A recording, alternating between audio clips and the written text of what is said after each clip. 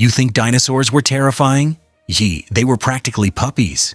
Before the T-Rex, before the sharks, before anything with a spine even existed, this planet was crawling, swimming, and towering with creatures so bizarre, so utterly alien, that modern science still struggles to explain them. We're talking about a world where animals had 3 eyes and no mouth, where something the size of a dinner plate hunted with claws that looked like they were designed by a fever dream, where the tallest living things on Earth weren't trees. They were something else entirely, something we don't even have a good name for. And here's the part that should really keep you up at night. Earth is still doing this. Right now, at the bottom of the ocean, in places sunlight has never touched, life is building entire ecosystems out of boiling water and frozen gas. And the creatures down there make the Cambrian Monsters look almost normal. This is the story of the strangest chapters in Earth's history, and some of them are still being written. 500 million years ago, something happened that scientists still call one of the most dramatic events in the history of life. In a geological instant, roughly 20 million years, which sounds long until you realize Earth is 4.5 billion years old, complex animal life exploded onto the scene. Not slowly, not gradually. It was like nature cracked open a door it had been holding shut for 3 billion years, and everything rushed in at once. We call it the Cambrian explosion, and the creatures it produced were like nothing before or since. Take Opabinia, 5 eyes, a long flexible nozzle lined with spines instead of a proper mouth, and it swam backwards, its tail pointed forward, its head dragging behind it. When scientists first described it to a room full of paleontologists in 1975, the audience burst out laughing. They thought it was a joke. It wasn't. Then there's Musura fentoni, a creature only recently identified, named after a famous movie monster, because honestly, what else would you call it? 3 eyes arranged across its head like a crown, a circular tooth-ringed mouth on its underside, and 10 long feathery limbs fanning out from its body like wings. It floated through ancient seas over 500 million years ago, and it looked like something a child would draw when asked to invent the most impossible animal they could imagine. And both of these creatures, they weren't the apex predators of their world. That title belonged to Anomalocaris, the abnormal shrimp, though shrimp is deeply insulting to what this thing actually was. It reached nearly 1 meter in length, making it the largest animal alive at the time. 2 clawed appendages jutted from its face. Its eyes were compound and enormous, some of the most sophisticated visual systems of its era. It patrolled the Cambrian seafloor like a living fighter jet, and nothing else came close to matching it. These aren't guesses. These aren't artists' fantasies. The fossils exist, preserved with stunning detail in the Burgess Shale deposit, locked in a mountain in what is now Canada. A mountain that was once the bottom of a warm, shallow sea. Sit with that for a moment. A mountain? That used to be the ocean floor. That's how dramatically this planet has rearranged itself. And it's been doing it the whole time. But the Cambrian seas weren't the only strange world ancient Earth produced.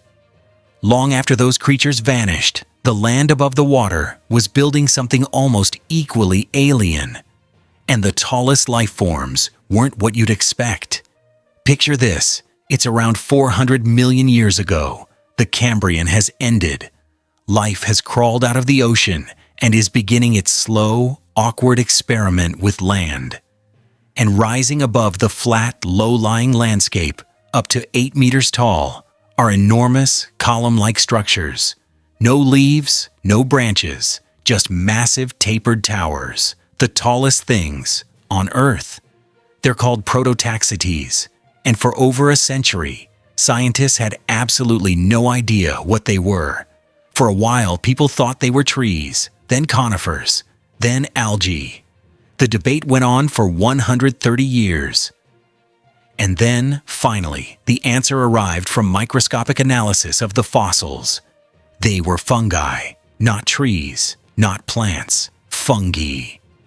The largest individual organisms on the surface of the planet, for millions of years, were essentially the same kingdom of life as the mushrooms in your grocery store, just scaled up to the size of a 3-story building. They dominated a landscape that had almost no other vertical life. No canopy above them, no competition for height. In a world where plants were still small and low to the ground, the fungi simply grew, and the creatures walking through that fungal forest, millipedes the length of cars, scorpions built like armor plating, dragonfly ancestors with wingspans wider than a hawk's. The land was being invented in real time, and every creature on it was figuring out the rules as it went. This wasn't a primitive world.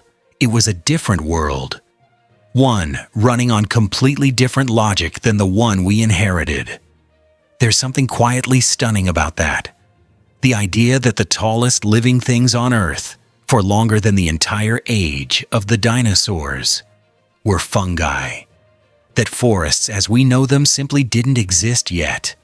That the history of life on land began in a world that looked more like another planet than the one outside your window. Now, skip forward to the present. The Cambrian creatures are gone. The fungal towers have collapsed into history.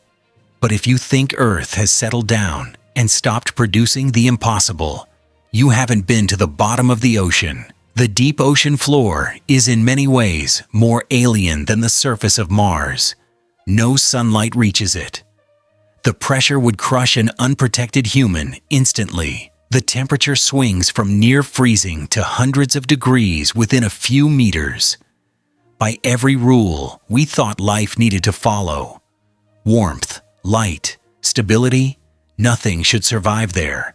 And yet, at hydrothermal vents on the Pacific seafloor, entire ecosystems thrive around superheated water blasting out of cracks in the Earth's crust, not despite the heat, because of it. Bacteria don't photosynthesize here, they chemosynthesize, pulling energy directly from the chemistry of the vent water itself. And everything above them on the food chain. The tube worms that grow 2 meters long. The blind shrimp navigating by heat instead of light, the ghostly pale crabs clustering around the warmth. All of it runs on an energy source completely independent from the sun. Cut the sun off tomorrow, and those ecosystems wouldn't even notice. But go colder, go deeper, head toward the Antarctic seabed, to the places where methane seeps up from below the seafloor and freezes into pale crystalline mounds on the ocean floor. Cold seeps, scientists call them. The opposite of hydrothermal vents, running on chemical energy from ancient organic matter rather than volcanic heat. And life has figured those out too. Here you find creatures of extraordinary patience. Clams that live for centuries, barely moving, filtering energy from the seeping chemistry around them.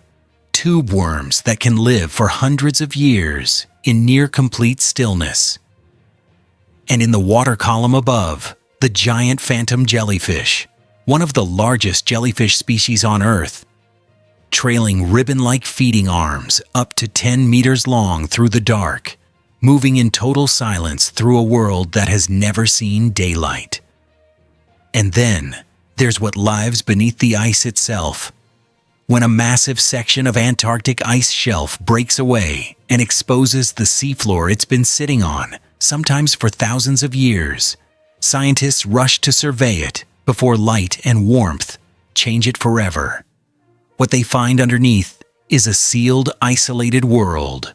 Pale, slow-moving creatures that have never experienced a current. Sea worms with golden shimmering bristles. Communities of organisms that evolved in complete isolation from the rest of the ocean, on timescales that make the Cambrian seem recent. These aren't fossils. These are living, right now. Here's what all of this tells us.